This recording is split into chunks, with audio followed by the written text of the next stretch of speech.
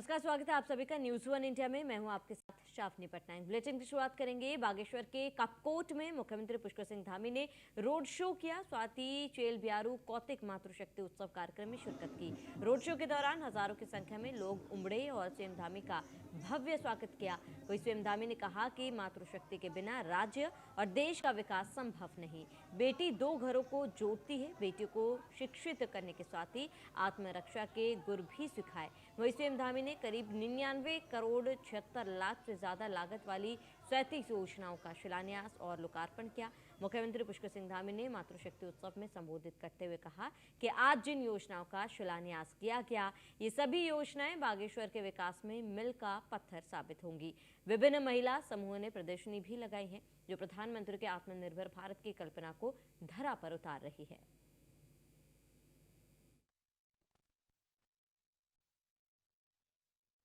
हम उत्तराखंड राज्य के निर्माण में हमारी मातृशक्ति द्वारा किए गए योगदान को कभी नहीं भूल सकते। आज हमको ये राज्य प्राप्त हुआ है तो हमारी मातृशक्ति के द्वारा जो आंदोलन किया गया था, वो आंदोलन चाहे वो खटीमा का गोलीकांड हो, मसूरी का गोलीकांड हो या रामपुर तिराहा का संघर्ष हो, हम उसको कभी भुला नहीं सकते हैं। ये आप ही लोग ही हैं जो अपने परिवार का ही नहीं बल्कि अपने समाज और अपने प्रदेश के हितों का भी ख्याल रखती हैं।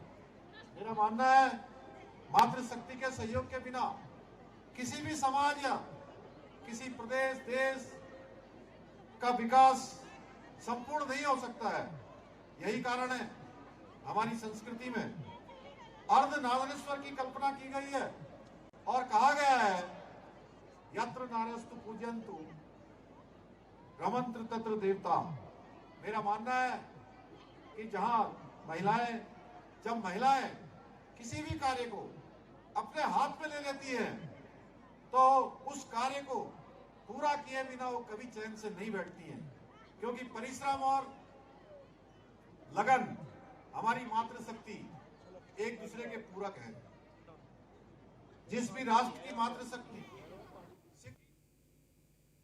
वही उत्तराखंड सरकार ने प्रदेश को स्वच्छ रखने और कूड़ा प्रबंधन के लिए बड़ा फैसला लिया, जिसके तहत 15 जनवरी तक प्रदेश को डस्टबिन फ्री करने का लक्ष्य रखा गया। इसी क्रम में सीएम पुष्कर सिंह धामी ने स्वच्छ भारत मिशन के तहत देहरादून शहर में कूड़ा उठान के लिए 58 डोर टू डोर वाहनों का फ्लैग ऑफ किया गया। साथ ही सेग्रीगेशन पर आधारित गीत का भी सीएम ने विमोचन किया, जो कूड़ा उठान वाहनों के जरिए लोगों को जागरूक किया जाएगा।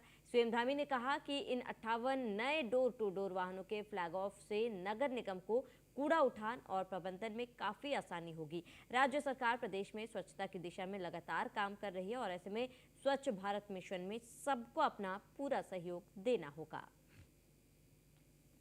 देहरादून नगर निगम स्वच्छता की दृष्टि से बहुत अच्छा काम कर रहा है, लेकिन उसके बावजूद अभी हमें आवश्यकता है कुछ और वाहनों की।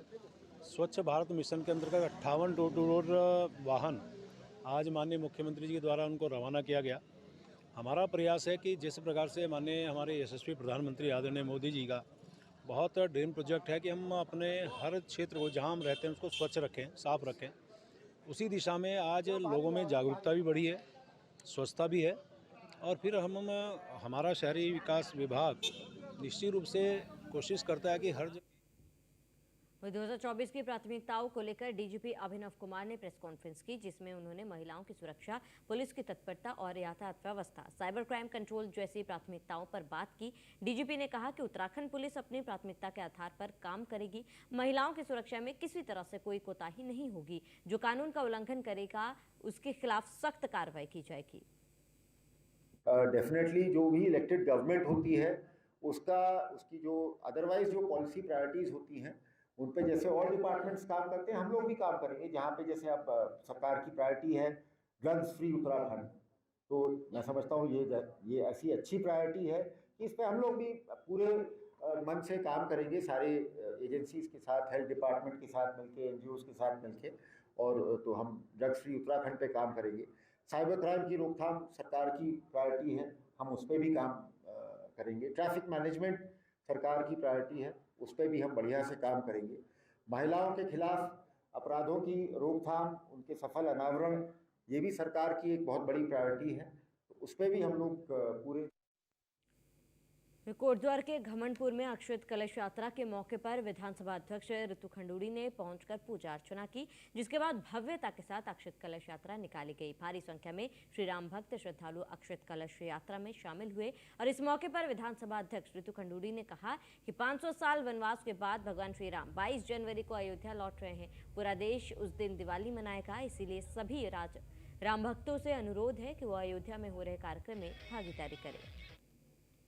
22 जनवरी को राम 500 वर्ष के वनवास के बाद अयोध्या लौट रहे हैं। उसी के निमित्त ये कार्यक्रम चल रहे हैं, जहां अक्षत हम पूरी कोटद्वार की जनता को देंगे और उनको इनवाइट करेंगे। उनको प्रभु राम के द्वारा इनविटेशन है कि वो पहुंचे अयोध्या में और अपने घरों में तो दीपावली मनाएं ही, अपने जीवन को और सुखमय और अच्छा बनाएं।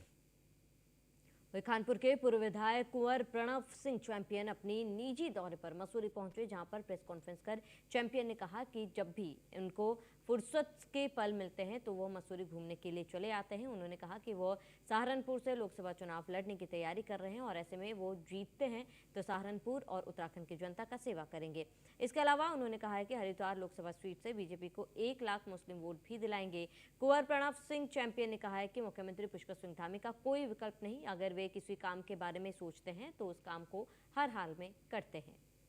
पूरे सनातन के लिए बड़े गौरव की बात है। हमारे जो अमित शाह जी और मोदी जी ने मिलकर के राम मंदिर का निर्माण कराया और सभी धर्मों का आदर करते हुए बाबरी मस्जिद के लिए भी अलग से स्थान दिया, धर्मनिरपेक्षता का परिचय दिया। मोदी जी प्रधानमंत्री बने 2014 में तो क्या करते थे कि मैं 130 करोड़ लोगों का प्रधानमंत्री हूँ, कोई हिंदू मुस्लिम सिख ईसाई कोई फर्क नहीं था। आज मोदी जी कहते हैं मैं 140 करोड़। वहीं हिट एंड रन कानून को लेकर ऋषिकेश में दूसरे दिन भी कमर्शियल वाहनों के पहिए आम रहे। चालकों ने सरकार के खिलाफ जगह जगह जुलूस निकालकर प्रदर्शन किया। एसडीएम कार्यालय में प्रधानमंत्री नरेंद्र मोदी के नाम एक ज्ञापन भी सौंपा गया। जगह जगह चोरी छुपे वाहन चलाने वाले चालकों के साथ प्रदर्शनकारियों की बहस भी हुई। सुरक्षा की दृष्टि से जगह जगह पुलिस तैनात रही।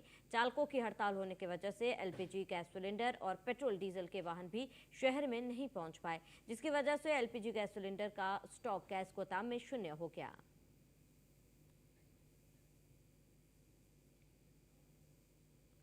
वहीं ड्राइवर यूनियन की हड़ताल जारी है, जिसका राजधानी देहरादून में मिला जुला असर नजर देखने को मिला है। परिवहन विभाग की शक्ति के बाद अभी रोडवेज बसें सुचारू कर दी गई है, लेकिन ट्रक ड्राइवर आज भी हड़ताल पर है। केंद्र सरकार द्वारा जारी किए गए एमवी एक्ट का विरोध लगातार ड्राइवर करते हुए नजर आ रहे हैं। वहीं परिवहन अधिकारी शैलेश तिवारी ड्राइवरों के बीच पहुंचे और ड्राइवरों को समझाने की कोशिश की, लेकिन ड्राइवर अपनी मांगों को लेकर अड़े रहे।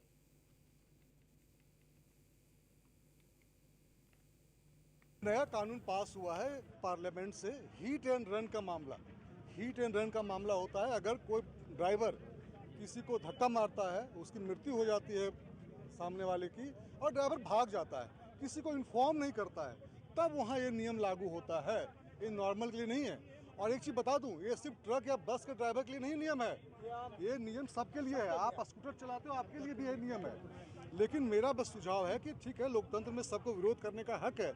कई लोग, कल भी लोगों ने विरोध किया था, कल मैं यहाँ था, आज भी लोग हैं, लेकिन मेरा सिर्फ अनुरोध है कि शांतिपूर्ण ढंग से आप जो भी करना है। और एक बात और है, सिर्फ मौखिक बोलने से कुछ नहीं होता है।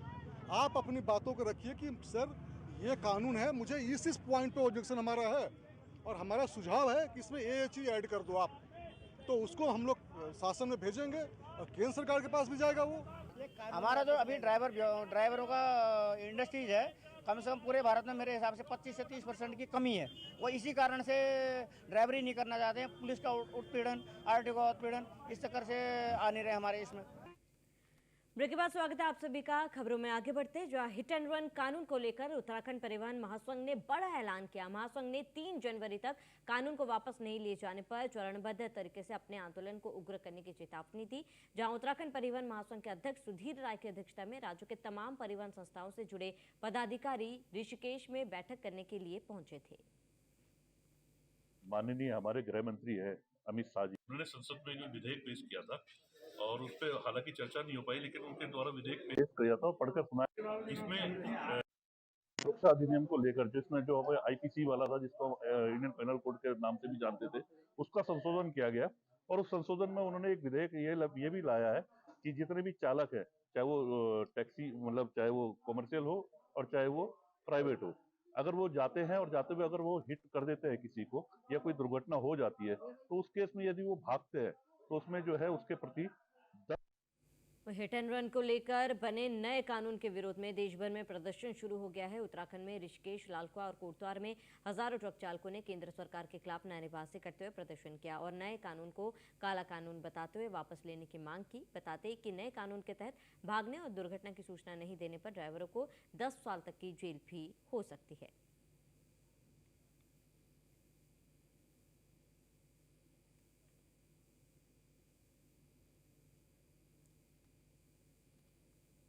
बैठक में प्रमुख विषय है जो केंद्र सरकार द्वारा चालकों के खिलाफ, सभी चालकों के खिलाफ बनाए जा रहे काले कानून के खिलाफ सभी लोगों ने एकजुट होकर आह्वान किया कि ये सभी हम लोगों के विरोध में है और हम सभी संस्थाएं उसका घोर विरोध करती हैं। और कल 2 तारीख को और 3 तारीख को, आज रात 12 बजे से परसों 3 तारीख को रात 12 बजे तक सभी संस्थाएं, विक्रम यूनियन से जुड़ी Vikram union Ramjhula, Vikram union Tapovan, e rickshaw, auto rickshaw, JSA, ई ऑटो, सभी लोगों ने अपना पूर्ण समर्थन दिया बंद को। और वहीं कालाडूंगी में भी ट्रक यूनियन वेलफेयर एसोसिएशन के चालकों ने प्रदर्शन कर हिट एंड रन कानून को सख्त बनाने का विरोध किया। ट्रक ड्राइवरों का कहना है कि कोई जानकार दुर्घटना नहीं करता है, अनजाने में अगर दुर्घटना हो गई तो उसके लिए केंद्र सरकार द्वारा कठोर कानून बनाया गया है जो बिल्कुल सही नहीं है। कानून जो है वापस लिए जाए। हमारी सारी गाड़ियाँ खड़ी हैं, हम घर वाले पैदल है, 20 बच्चे पैदल है, क्या करेंगे बताओ। हम 10 साल की सजा अगर काटेंगे तो हमारे 20 बच्चे कहाँ से खाएंगे। 7 लाख रुपए अगर हमारे पास होते तो हम गाड़ी क्यों चलाते। हम तो कोई कारोबार करके बैठ कर आराम से खाते। फिर खाना वहीं नई टिहरी में जिला प्रशासन द्वारा नए साल 2024 में टिहरी झील के आसपास के क्षेत्र को पर्यटन की दृष्टि से डेवलप करने का लक्ष्य रखा गया, जिसके तहत डोबरा छांटी पुल के आसपास भी नया बोटिंग पॉइंट लगाने की कार्रवाई की जा रही है, जिससे डोबरा एक नए टूरिस्ट डेस्टिनेशन के रूप में डेवलप होगा, जिसमें बोटिंग के साथ ही एडवेंचर स्पोर्ट्स की एक्टिविटी को भी शुरू किया जाएगा, जिससे टिहरी बांध की झील के ऊपर बने डोबरा छांटी पुल घूमने आने वाले पर्यटकों को नए वाटर एडवेंचर स्पोर्ट्स एक्टिविटी मिल सकेगी और स्थानीय लोगों के लिए भी रोजगार का अवसर मिलेगा। जो एडवेंचरिस्ट हैं या फिर जो लोग अपना ये कार्य करते हैं साहसिक खेलों का, उनके द्वारा भी प्रस्ताव दिए गए, जो वहाँ पर जिप लाइन या बंजी जंपिंग या फिर हट्स बनाने का या अन्य बोटिंग एक्टिविटीज़ प्रारंभ करने की कार्रवाई इस वर्तमान 2024 में करने जा रहे हैं। तो निश्चित तौर पर टेरी लेक के आसपास की भी कई सारी एडवेंचर स्पोर्ट्स की गतिविधियाँ आने वाले समय में बढ़ी। वहीं हरिद्वार के मंगलोर में झबरेड़ा से भाजपा के पूर्व विधायक देशराज कर्णवाल की बेटी की कार देपन मंगलोर मार्ग पर एक खंबे से जा टकराए। हादसे में पूर्व विधायक के बेटे को चोटें आई है। घायल अवस्था में पूर्व विधायक के बेटे को उपचार के लिए रुड़की के एक निजी अस्पताल में भर्ती करवाया गया। खंबे से टकराने के बाद कार भी क्षतिग्रस्त हो गई।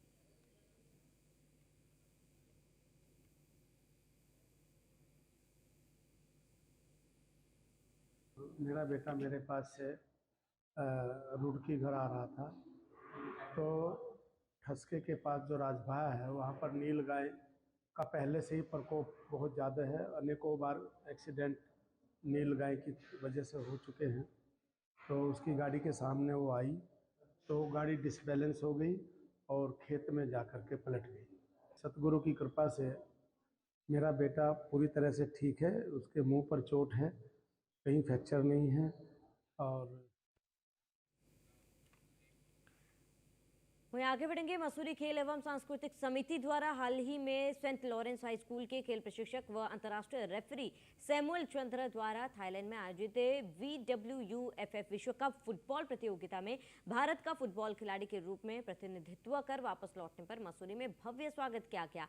इस मौके पर मसूरी के होटल में आयोजित कार्यक्रम में मसूरी खेल एवं सांस्कृतिक समिति द्वारा सैमुअल चंद्र को शॉल और मोमेंटो देकर सम्मानित किया गया। लोगों ने कहा कि सैमुअल चंद्र ने मसूरी का ही नहीं पूरे उत्तराखंड और देश का नाम विश्व में रोशन किया है। माननीय सैमुअल चंद्रा जी के सम्मान में यहाँ एक कार्यक्रम आयोजित किया।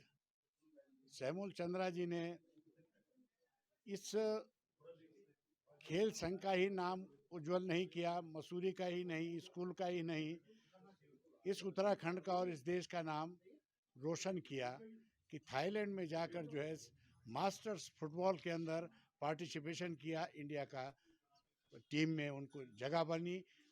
ये सम्मान हम सब के लिए गौरवमयी है और इस सम्मान के साथ साथ हमारी अपेक्षाएं और बढ़ जाती हैं कि सैमुअल चंद्रा जी अभी मास्टर्स खेले हैं, ये ऑलराउंडर हैं, ये कोई भी खेल में जो है नेशनल और इंटरनेशनल का प्रतिनिधित्व कर सकते हैं। हमारी मुस्लिम खेल एवं सांस्कृतिक समिति ने जो हमें आज सम्मानित किया, मैं उनका बहुत बहुत आभार व्यक्त करता हूं। और सचमुच जो मैंने पहले भी कहा है, जब सम्मान मिलता है आदमी को प्रेरणा मिलती है और बेहतर करने के लिए। और आज जो ये मुझे सम्मान मिला कि मैं अंतर्राष्ट्रीय स्तर पर प्रतिभाग किया मैंने, और मैं चाहूँगा कि इसका लाभ मैं अपने बच्चों को जरूर दूँ कि जो बच्चों को हम टीचिंग देते हैं वो बच्चे भी इस लेवल पे जाएं। और अभी तो नेशनल खेलते हैं बच्चे, जैसा मैंने अभी बताया कि 278 बच्चे अभी तक और चलिए इसी के साथ इस बुलेटिन में इतना ही। देश प्रदेश की तमाम बड़ी खबरों के लिए आप बने रहिए न्यूज़ 1 इंडिया के साथ।